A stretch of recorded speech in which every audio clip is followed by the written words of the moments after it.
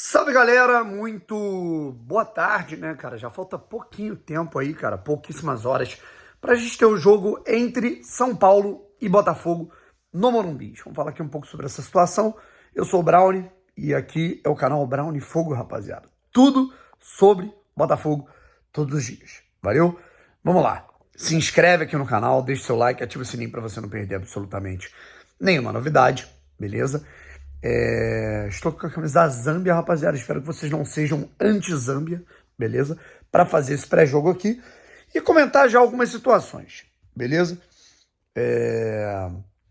Enfim, uma coisa que eu vi, cara, eu acho que foi o Rica Perrone que falou no vídeo dele, né? E para mim foi categórico a respeito do David e dos seus critérios de escolha. É lógico que o jogador que está melhor fisicamente, né, ele, num pensamento linear, né, na teoria, ele pode ir melhor do que alguém que está 80%, 70%, o cara que está 100%, beleza?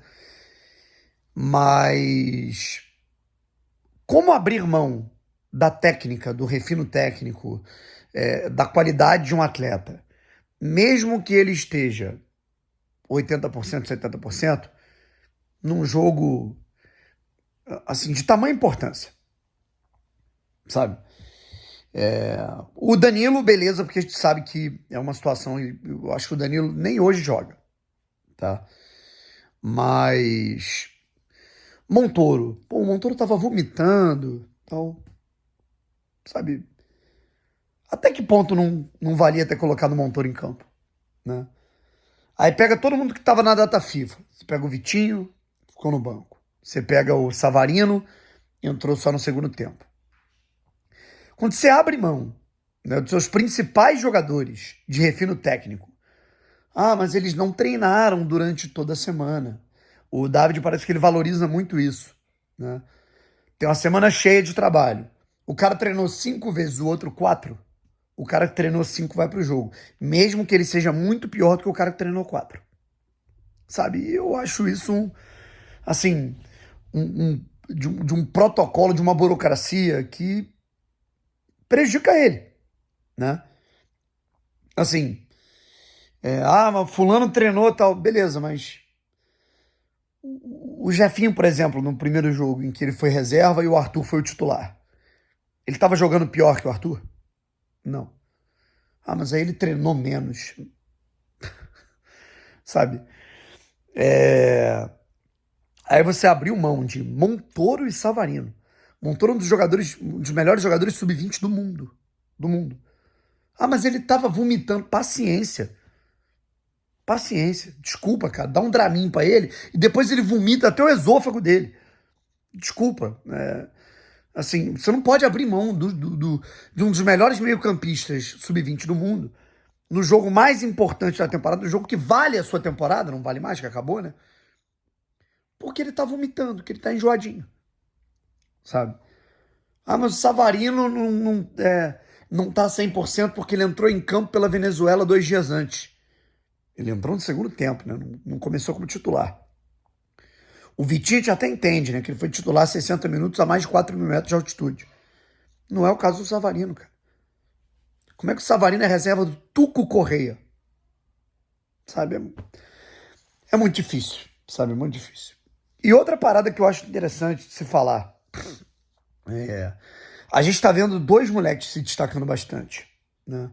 A gente teve o Kadir e o Juninho, né? O Juninho é um moleque de sub-17 absurdo, que inclusive já tá sendo sondado pelo Shakhtar da Ucrânia, né? O Shakhtar tá voltando a investir pesado, né? Nesses jogadores que ainda não são formados, né? Digamos assim, no futebol brasileiro. Fez isso com o Kevin no Palmeiras, fez isso agora com 2 moleques no Fluminense, né? E o Kadir. Kadir é um jogador, né?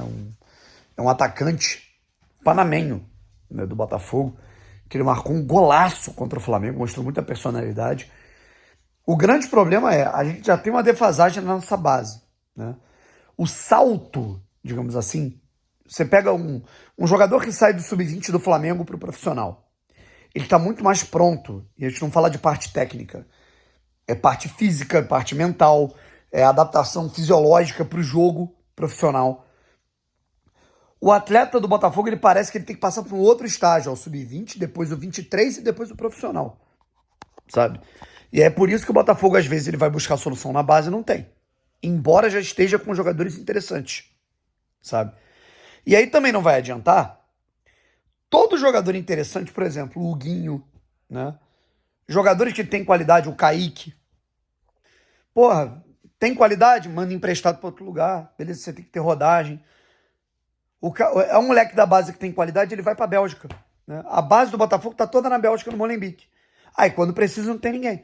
E aí não revela ninguém, né? E aí não vira case. E aí não faz dinheiro com base. E aí não deixa de gastar dinheiro porque tem uma solução caseira. Enfim, e agora falando sobre Botafogo e São Paulo, né? A gente tem,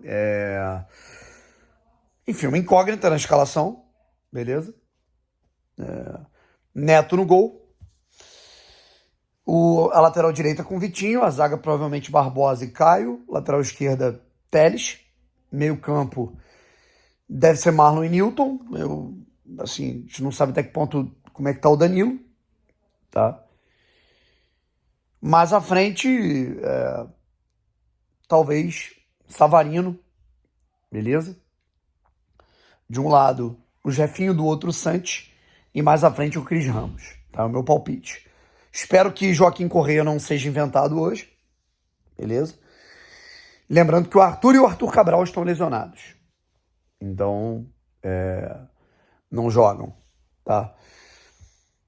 Sobre a equipe do São Paulo, gente. São Paulo deve ir a campo com 3 zagueiros, inclusive que se imagina, né? Muito cuidado com o Ferreirinha. O Rigoni deve fazer sua reestreia com a camisa do São Paulo. Foi o reforço nessa reta final de janela do Tricolor. Beleza? Não sei se o Luciano joga, tá? Evidentemente, Caleri machucado, André Silva machucado. Os dois estão, né, lesionados até o fim da temporada. Enfim. Jogo, sabe, em que o São Paulo vive um momento mais leve, um momento melhor, né? Embora, se você pegar aí os dois times aí, eu acho que é uma situação bem equilibrada, contando os desfalques e tudo mais.